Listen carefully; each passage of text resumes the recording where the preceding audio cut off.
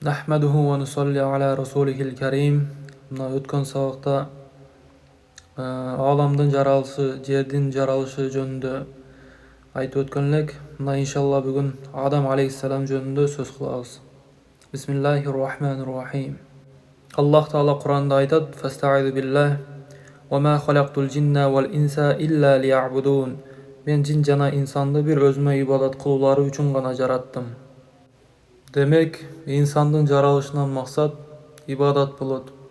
Эгер кайсыдыр бир адам аламга жаралып, бирок Роббисине ибадат кылбай турган болсо, өзү бир максат үчүн жаралган эле, ушул бир максаттын акысыны бере албаган болот. Мына ушул колубузда кармап турган ручка жазыштан токтоп калса, өз-өзүнөн бир керексиз нерсеге айланып калат. Эгер мына колубузда кармап турган телефон бир сууга түшүп же бузулуп, канчалык кымбат болбосун, устага алып баргандан кийин, ремонт болбостугун уккандан кийин, канчалык кымбат болбосун, өз-өзүнчө бир керексиз нерсеге айланып калат. Ар бир нерсенин жашоодо өзүнүн бир максаты болот. Эгер ошол максатты аткаруудан токтоп калса, бул өзүнөн өзү бир керексиз нерсеге айланып калат. Аллах субхана ва таала сиз менен биздин ибадатыбызга муктаж эмес эле. Аллах Таалага эмне керек эле адамды жаратыштын, эмне керек эле маклуктарды жаратыштын.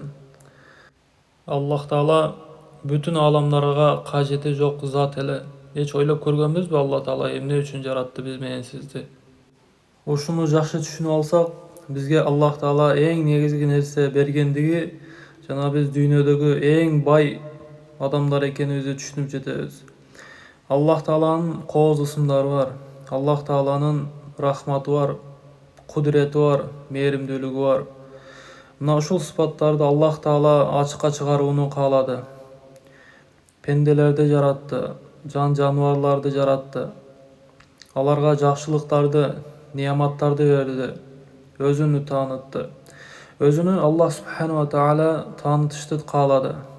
Демек, бүтүн аламдын, жер шары, асман, бардык нерсенин жаратылышынан максат Аллах Тааланын тааныштыгы болот. Демек, сиз менен биз дүйнөгө келип, Аллахты тааныптырбыз, Аллахтын аттарын үйрөндүк, кандай сыпаттарга ээ экенин көрдүк, ыйман келтирдик. Демек, эң негизги нерсе бар бизде. Андан бул жагдагы нерсе, бул эми Аллахтын каалоосу. Кааласа берет, кааласа бербейт. Пенделер бар, дүйнөдөгү бардык жакшылыктарды алган, бирок Роббисини тааныган эмес. Не деген кыйын адамдар өткөн, падышалар өткөн, бирок маңдайыны жерге коюп субханаллах деп Аллахка сажда кыла алган эмес. Себеби туугандар, дос издесең ибадат жетишерлүү дейилген. Жердин үстүндөгү бардык жакшылыктарды алган болсо деле, бирок инсан жашоодон өтөт экен. Инсан жашоодо көмүлгөндө өзү менен бирге жалгыз гана кылган ибадаттары, амалдары бирге кирет. Демек, Аллах субхана ва тааланы биз тааныштыгыбыз биз үчүн берилген эң чоң жакшылык, эң чоң неамат болуп эсептелет. Алхамдулиллах, Аллахка шүгүрлөр болсун. Мына Аллах субхана ва таала Адам алейхиссаламды Адам алейхиссаламды жөнүндө жаратыла турган сөз Адам алейхиссалам өзү жаралбай туруп башталды. Фаста'иду биллах ва из кала раббука лил малаикати инни жа'илун фил арди халифа. Аллах Таала периштелерге айтты: "Мен жер бетине өзүмдүн халифамды жаратмакчымын." Халифа деген сөз бул орун басар дегени. Аллах субхана ва тааланын жердеги орун басары дегени. Адам делген жок же башка маклукат деген жок. Аллах Таала орун басар деп мына ушул жерде биринчи жолу Адам алейхиссалам урматталды. Себеби бир өлкөнүн эң негизги адамы бул падыша болсо, андан кийинки адам эле бул уже орун басар да. Аллах Таала халифа деп бизге ушундай бир аталыш берип атат. Булар жер жүзүнө түшүп, менин өкүмүмдү жарыялайт жана жерди абад кылат. Эми абад дегени бул жерди өркүндөтүү, жана мен өкүмдөрүмдү ишке ашырат. Мындан чоң амал, мындан чоң даража болбойт туугандар. Ар бир эркек киши Аллах Тааланын халифасы өзүнүн үйүндө. Мына ушул 4 сотук үйдө 4 бала, бир аял, ошого ээлик кыласызбы? Аллах Тааланын жер жүзүндөгү орун басары болосуз. Мындайча айтканда, эртең кыямат күнүндө Аллах Таала сиздин бала чака үй бүлөңүздөн эсеп кысап сурап алат. Демек, адам ата жаралбай туруп, жаралышынан мурда Аллах Субхана Таала адам атаны урматтуу кылып коюп атат. Ким деп атат? Орун басарым деп аткан үчүн. Адам ата бир жолу Субханаллах, бир жолу Альхамдулиллах дебей туруп, Аллах Субхана Таала анын урматын көтөрүп коюп атат. Биз ушундай адамдын балдарыбыз туугандар. Инсандар жер жүзүндө өкүмдү аткарышат жана жер жүзүнө абад кылат. Жер жүзүнө абад кылыш деле туугандар, мына ушул Аллах Тааланын буйруктарынан. Мындайча айтканда, отурган жериңизди таза тутушуңуз, көчөнү, айылды таза тутушуңуз, бирөөлөргө жардамыңыз тийгени, жер жүзүндө хадистерде келет. Азыр өлө тургандай ибадат кылгыла, бирок эч качан өлбөй тургандай дүйнө ишин кылгыла дейт. Бирок тилекке каршы биз өлбөй тургандай дүйнөдө жашап атабыз, өлүп кала тургандай ибадатты кылып атабыз. Мындайча айтканда, дүйнөнү деле, акыреттин деле иштерин чогуу алып кетишке аракет кылыш керек. Бизде болсо азыр бир тарабы эле аракет болуп калды тилекке каршы. Мына ушул 30 жыл таалим алдым деди бир шакирт устатына. 6 катар сөздү үйрөндүм. Бардыгынын үйү бар экен, мен үйүм кабыр экен. Бардыгы үйүнү абад кылышка аракет кылат экен, мен кабырымды абад кылышка аракет кылам дептир.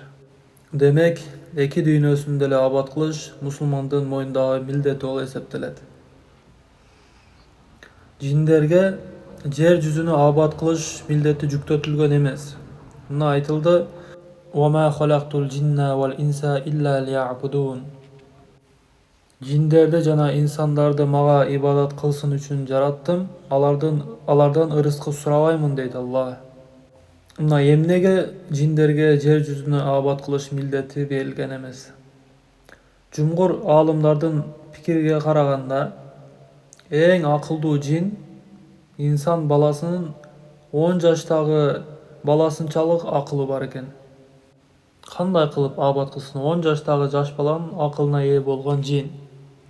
Бирок тилекке каршы ушундай деле адамдар жок эмес. Жиндер менен мамиле кылган, жиндерден жолун ачып беришти сураган. Туугандар, алар деле биздей болгон, сиздей болгон күчсүз Аллахтын маклуктары, балким бизден деле акылы азыраак болгон маклуктар. Мына ошол себептен жер жүзүнө абад кылышты Аллах Таала алардын мойнуна милдет кылып берген жок. Аллах Таала Адам алейхиссаламды жаратты жана сүрөтүнү, келбетини кооз сулуу кылып жаратты. Лакад халакунал инсана фи ахсани таквим сумма рададнаху асфала сафилин. Биз инсанды эң кооз сүрөттө жараттык дейт. Мына алымдардан бир кишинин алдына бир аял киши келет экен дагы: "Эй имам, менин күйөөм мага эгер сен айдан сулуу болбосоң, талаксың" деп айтты. Талак түшөбү же түшпөйбү деп сураган экен. Ошондо жанагы имам айтыптыр: "Мен бир жерде устатым бар, ошонун алдына барып ушул сурооңузду берип көрүңүз. Анын жообу кандай болот, мага кайтканда тиеп айтып өтүңүз" деген экен. Жанагы аял жанагы имамдын устатынын алдына дамлага барып туруп сураптыр. Болгон маселени айткан экен.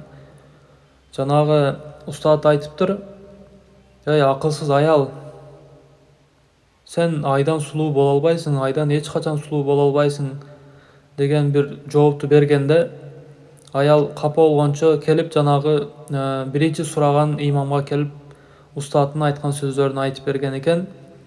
Жанагы имам жүрүңүз деп аялды ээрчитип устаттын алдына кайра барышат. "Устат, сиз бул аялга айдан сулуу боло албайсың дептирсиз. Бул айдан сулуу болот. Эмнеге деп устат сураганда, Аллах Таала Кур'аны Каримде: "Лакад халакунал инсана фи ахсани таквим", Biz insandı eң кооз сүрөттө жараттык. Демек, бул жашоодо жаратылган эң кооз нерсе бул адам заты. Ошондо устаты жанагы катасын мойнунга алган экен. Мына сиз менен биз инсандын жүзүнө карап баа бере турган болсок, кандай гана жүз болбосун, бирок Аллах Таала жараткан маклуктардын ичинде эң кооз, эң сулуу болуп бул адам заты жаралган. Ушуну менен дагы бир жолу урматтуу болбой атабызбы? Фи ахсани таквим. Эң кооз, сулуу сүрөттө жаратылган. Периштелерге Аллах Таала мен жер жүзүнө өзүмдүн орун басарымды жаратамын дегенде, периштелер атажалу фиха ман юфсиду фиха ва ясфику дима. Сен жер жүзүндө кан төгүп бузуклуктарды жасай тургандарды жаратасыңбы? Периштелердин бул сөзү Аллах Таалага моюнсуздук, тоң моюндук эмес эле. Балким истифхам, мындайча айтканда сураш, билип алыш маанисинде берилген эле. Биз өзүбүз сени даңазалап, аарулап, мактап, зикир кылып турсак, сен ал жерде кан төгүп бузуклуктарды жасай тургандарды жаратасыңбы? Аллах Таала инни а'ламу ма ла та'ламун. Мен силер билбей турган нерсени билемин деди. Бул суроодо периштелер мына айттык, тоң моюнсуздук кылып айткан жок, балким аныкташ үчүн, билип алыш үчүн айтты. Периштелер эч качан Аллага тоң моюн кылган эмес. Алар Аллах Тааланын урматтуу пенделери. Алар Роббилерине эч качан тоң моюнсуздук кылбайт, балким Роббиси буйруган ишти сөзсүз түрдө аткарышат. Периштелердин мындай дешиге себеп бар эле. Аллах Таала жиндерди жер жүзүнө түшүрүп, жер жүзүнө үй кылып берип, ыктыярды аларга бергенде өтө көп күнөөлөрдү кылышты. Зомбулуктарды, кан төгүүлөрдү кылышты. Ошондо Аллах Таала периштелерден болгон өзүнүн аскерлерин түзүп, мына өткөн сабакта айттык, кырып жок кылып салды аларды. Калгандарыны деңиздерге жана океандарга куугундап салышты. Периштелер ал нерсени көргөн эле. Мындайча айтканда, жиндей болобу, ошондой жараткан адамың, биз сага тасбих, зикир айтып атабыз го деген бир билип алыш маанисинде сурашкан эле. Экинчи мааниси, же биз Аллахка мактоо айтып, улуулап, ибадат кылышта бир ката кемчиликке жол койдукпу, Аллах Таала башка бир маклукту, пендени жаратамын дегениге деп. Ошондо эки кыл маанини өзүнө камтыган болот периштелердин ушул суроосу. Аллах Таала мен силер билбеген нерсени билемин. Периштелер өз ара сүйлөшүп айтышты. Аллах Таала өзү каалаган бир жаңы маклукту, пендесин жарата берсин, бирок биз баары бир Аллахтын алдында бир урматтуу пенделери боюнча калабыз дейишти. Мындайча айтканда, баары бир биз илимдүү болуп калабыз, бизчелик боло албайт дешти.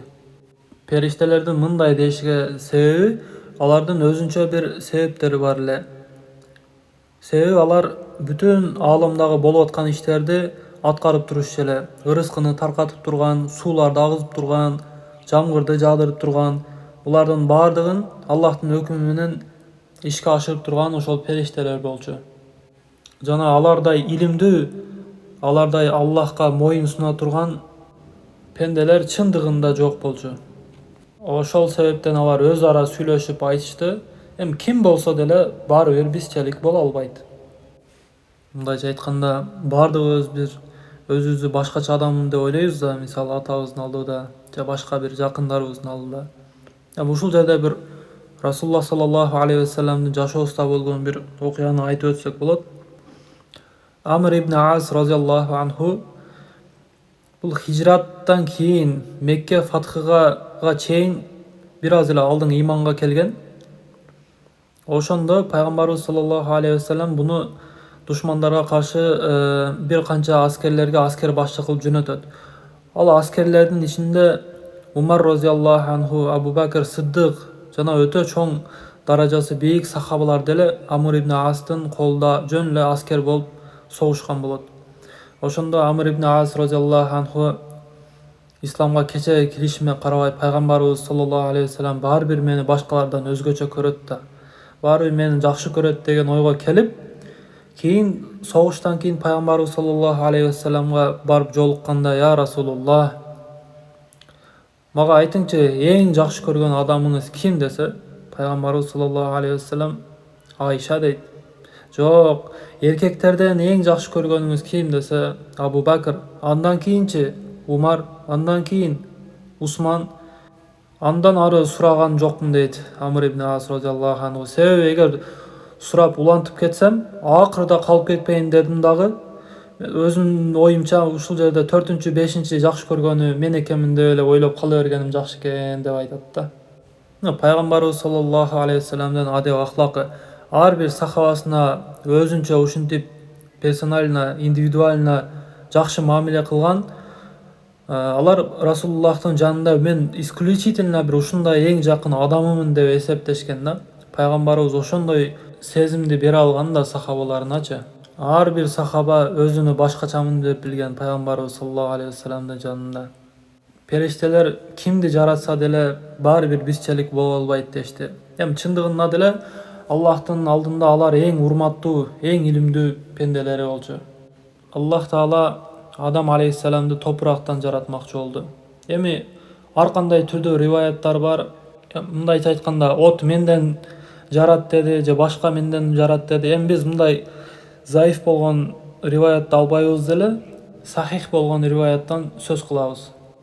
Мына имам Ахмад, имам Термизи сахих риваяттарда Аллах Таала периштелерге буйрат: жер жүзүндө кандай топурактын түрү болсо, ар биринен бир бөлүктөн алып чыккыла деп. Эми топурактын сарысы болот, агы болот, карасы болот, каттуусу болот, жумшагы болот. Айтор, жер жүзүндө кандай гана топурак болбосун, баарынан бир бөлүктөн алып чыгылды. Мына ушул топурактардын баарынан аралаштырып Адам алейхиссалам ылайдан жаратылды. Демек, адамдардын табиятынын ар кандай болуусу бул топурагынан экен. Эми мындайча айтканда, бир атадан 3 түрдүү бала чыгышы мүмкүн. Бунун баарысы ошол топурагына байланыштуу. Жана ушул ылайды Аллах Таала өзү аралаштырып, өзү Адам алейхиссаламды өз колу менен жасады. Иннама амруху иза арада шай'ан ай якула лаху кун фаякун. Аллах бир ишти жасайм десе, бол десе болот. Кун фаякун. Бирок Аллах Таала Адам алейхиссаламды эки колум менен жараттым деп атат. Ушул жерде Адам алейхиссалам дагы бир жолу урматталды. Аллах не дейт? Аллах өз колум менен жасадым дейт. Аллах Тааланын колу тууралуу. Биз ахли сунна вал жамаатта Аллах Тааланын колу бар деп иман келтирип атабыз. Бир убактарда муаттала, мушаббаха деген бир фыркалар чыгып кетти. Муатталалар айтышты: Аллах Тааланын колу жок. Эгер колу болсо, анын желкеси деле болуш керек, анын мондай чыканактары деле болуш керек деп туруп Аллахтын колун жокко чыгарып, жок дегени үчүн динден чыгып кафир болуп кетишти. Андан кийин мушаббахалар чыкты. Аллах Тааланын колу бар, анын колу биздикине окшош деп сыпаттап, Аллах Тааланын колуна сыпат киргизгени үчүн кафир болуп кетишти. Эми биз ахли сунна вал жамаа эмне дейбиз? Аллах Таала эки колум менен жасадым деп атат.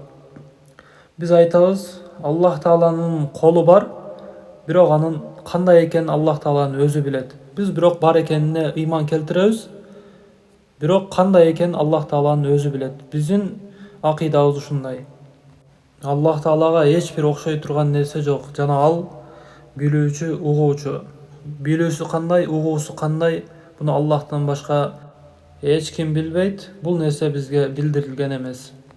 Аллах Таала Адам алейхиссаламды ылайдан айкел сүрөтүндө жасап, бир канча убакка Аллах Таала өзү каалаганчалык убакка айкел сүрөтүндө таштап койду. Мындайча айтканда, ылайда жасалып бүткөндөн кийин куруган, катыган айкел боюнча турду ошол жерде бир канча убакыт. Аллах Таала Адам атанын боюну 60 метр кылып жараткан. Бул сахих риваяттарда келген. Жана желкесини 7 метр кылып жараткан, желкесинин кеңдигини. Пайгамбарыбыз айтат, саллаллаху алейхи вассалам, ошол күндөн баштап адамзаты кичирейишке карап кетти.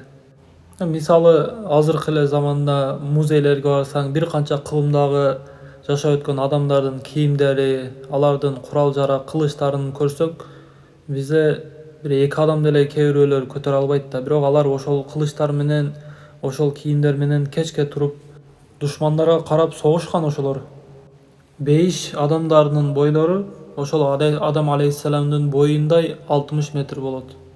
Пайгамбарыбыз саллаллаху алейхи вассалам мына имам Ахмад риваятта келген хадисте айткан экен, адамдын бою 60 метр эле, эни 7 метр эле.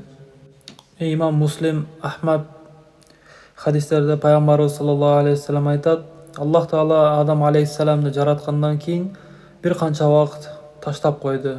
Мындайча айтканда, жаралган денеге рух киргизилбей турду. Айкел боюнча турду.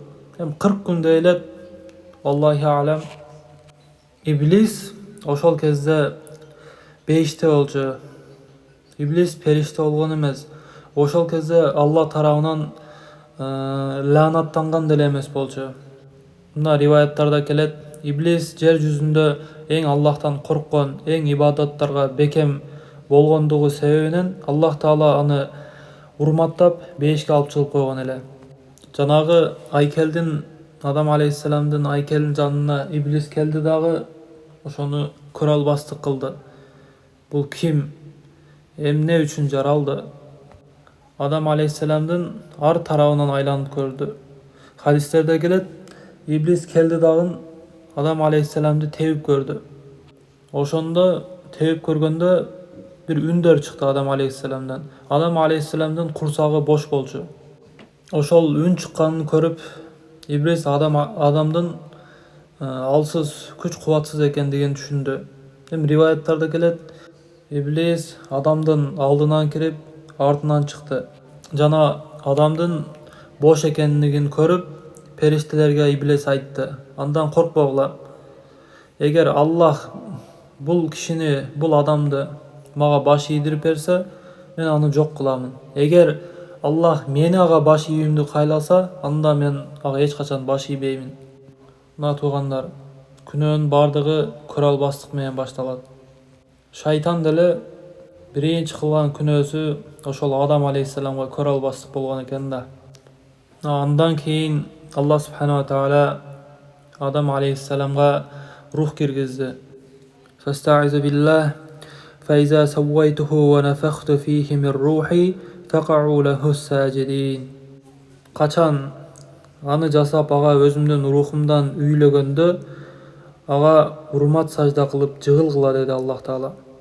Мына ушул жерде Аллах Таала дагы бир жолу урматтуу болду. Неден деп атат Аллах Таала? Аллах Таала өзүмдүн рухумдан деп атат. Мына ушул биздин денебиз бул өлгөндөн кийин топуракка кирет, топуракта чирип жок болуп кетет. Бирок рух, Аллах Тааланын рухунан бөлүнүп чыккан рух, бул эч качан өлбөйт, түбөлүктүү кала турган рух. Аллах Таала Адам алейхиссаламга рухту башынан баштап киргизди. Биринчи болуп көзү иштеди. Бейиштеги жакшылыктарды, мөмөлөрдү көрдү. Акылы иштеди. Рух денесине тарап баштаганда Адам алейхиссалам бир чүчкүрдү.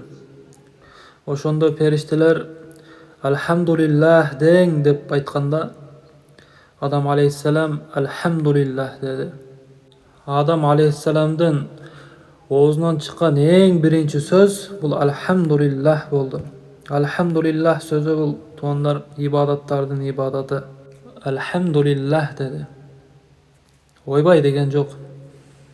Аллах Таала жооп берди. Рахимака Роббук. Раббиңдин сага рахматы болду деди. Рух Адам алейхиссаламдын курсагына жеткенде курсагы иштеди, көзү менен мөмөлөрдү көрдү, ошону жеш керек экенин түшүндү. Бирок рух буттарына жете элек туруп, Адам алейхиссалам ошого шашылып кетти. Бул деле атабыздан, бул делечи. Бир нерсени максат кылсак, жеткичек шашып кетебиз да. Шашылсак деле, шашылбасак деле Аллах берген күн келишине ыйман келтирдикпи? шашпаганга аракет кыла тургандар ошого. Аллах Таала инсан баласы шашкалак дейт. Шашып кетебиз, ошол себептен болбойт да. Дуа кылабыз, айтабыз, эми дуам кабыл болбой атат. 10 жылдан бери дуа кылдым, түшпөй атат. Эми эмне кылайын? Болду, эми түшпөйт. Эми Аллахтан дуа кылгандан кийин сабырдуулук менен шашпастан күтсөк, Аллах субхана таала сөзсүз берет жакшылыгын. Адам баласы жаны чыгып атканда деле кудум ушул нерсенин тескериси болот да. Рух кирип баштаганда башынан кирди, эми рух чыгып баштаганда бут жагынан чыгып баштайт да. Эми көрөбүз жашоодо делечи. Не дейбиз? Буттар ишип калыптыр. Буту көгөрүп калыптыр. Ушундай сөздөр айтылат. Демек, адамдын жаны чыгып баштаганда кудум эле ушундай баш жагынан кирген сыяктуу бут жагынан жаны акырындык менен чыгып баштайт. Эми кээ бир аалымдардын сөзү болот. Эми биз көбүнчө бул нерсени кинолордон көрүп калабыз. Өлгөндөн кийин көз ачык болуп калгандагы маселе да. Ошону аалымдар айтышат экен. Адам көзү ачылып калганы бул эң акыркы көргөнү өзүнүн рухуну чыгып кетип атканын көрүп калат дейт экен да, эң акыркы болупчу. Аллах Таала Адам алейхиссаламга рухту, жанды киргизип бүткөндөн кийин Адам алейхиссаламдын омурткасын ысылады. Жана ошол убактан баштап кыяматка чейин келе турган адамдардын рухуну бир убакта жаратты.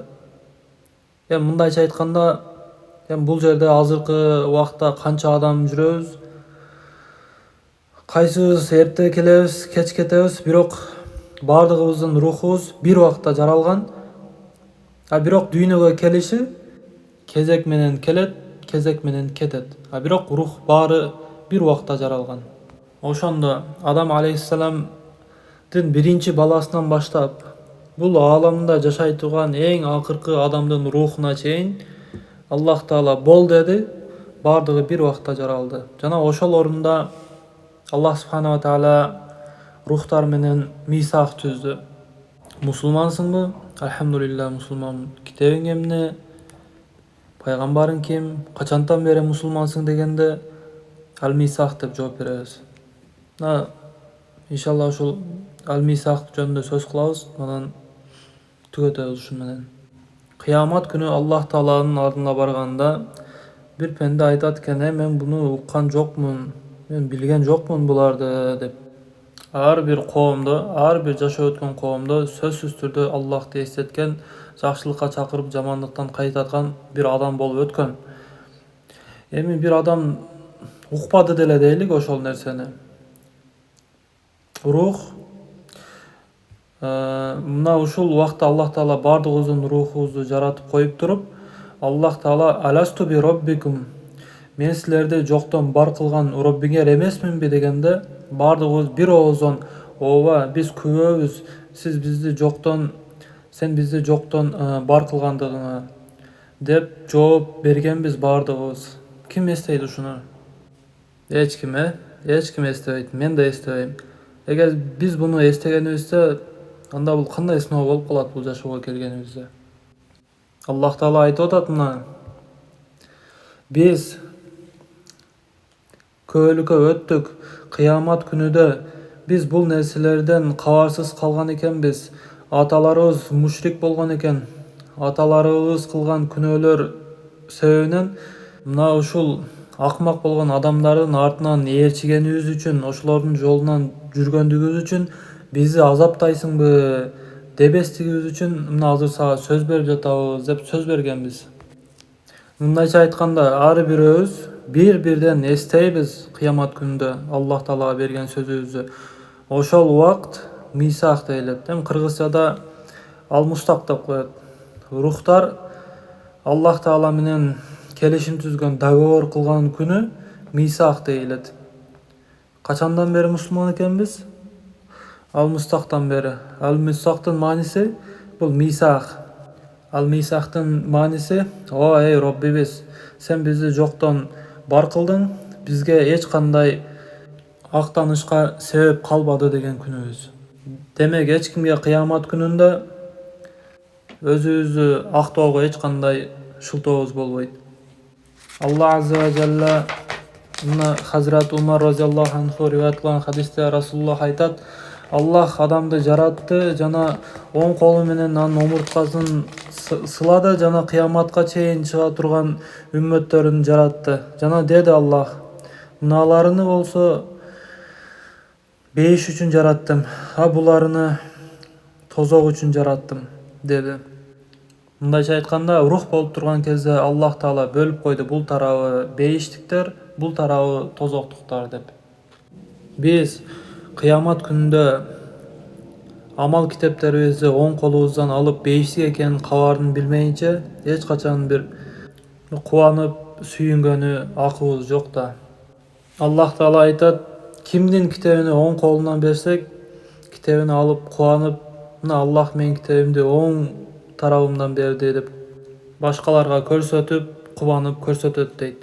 А эгер кимдин китебини сол тарабынан берсек, китеп туугандар оң жактан, сол жактан, анан арт жагынан берилет.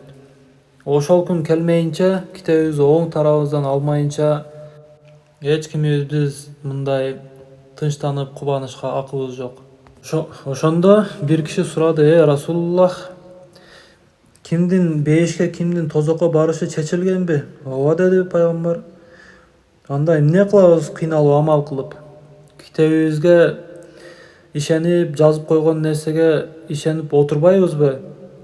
Эгер менин бейиштик экеним жазган болсо, кыйналсам деле, жеңил жашасам деле бейишке кирет экен. Ушундайбы? Ушундай.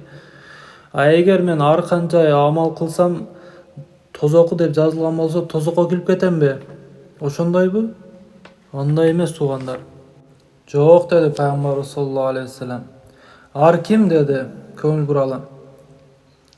Кайсыл жака жазылган болсо, ошол тарапка алып бара турган иштерди кылышты Аллах Таала жеңил кылып коет ал үчүн. Түшүндүрө алдымбы? Мындайча айтканда, кеңири кечинде туруп намаз окуй аласыз, кеңири кыйналбай орозо кармай аласыз, бирөөгө өзүңүздөн кызганбай акчаны берип садака кыла аласыз, зекетиңизди бере аласыз. Эгер тескерисинче бир пендени Аллах тозокко жазган болсо, аны эч ким билбейт, бейишке жазганын билбегендей. Бирок бул тозокко иштерди кылыш менен бош эмес болот, тозокко иштерди кылыш ал үчүн оңой болот. Кээде мындай жерде кетип аткан кумурсканы басып алсаңыз, мындай өкүнүп кетесиз. Кокустан кылдыңыз, бирок жүрөгүңүз ооруп кетет да. Эми адамдарга ачык зулум кылып аткан адамдарды көргөндө эмне дейсиз? Алла билет, аны айта албайбыз биз тозок экенинчи. Демек, кээ бир адамдарга бейиштик иштерди кылыш оңой болот, кээ бир адамдарга тозоктун иштерин кылыш оңой болот. Эми текшерели туугандар, өзүбүзгө суроо берели. Биз кайсы бирини кылып атабыз? Эми бул нерсе бизге билдирилген эмес. Бул нерсени Аллахтан өзүнөн башка эч ким билбейт. Жыйынтык ар бир адамга ыктыяр берилген, тандоо берилген. Кааласаң бейиштик иштерди кылгының, кааласаң тозоктун иштерин кылгының. Эми бул темада өзүнчө бир башка чоң сабак кылып чыгарышка туура келет. Иншалла Аллах Таала мүмкүнчүлүк берсе, кийинчерээк бул тема боюнча деле сөз кылабыз. Ушуну менен бүгүнкү сабакты деле жыйынтыктайбыз. Иншалла Аллах Таала насип кылган болсо, кийинки сабакта Адам алейхиссаламдын бейиштен куулуп жерге түшүшү жана жердеги жашоосу жөнүндө сөз кылабыз. Ассаламу алейкум ва рахматуллахи ва баракатуху.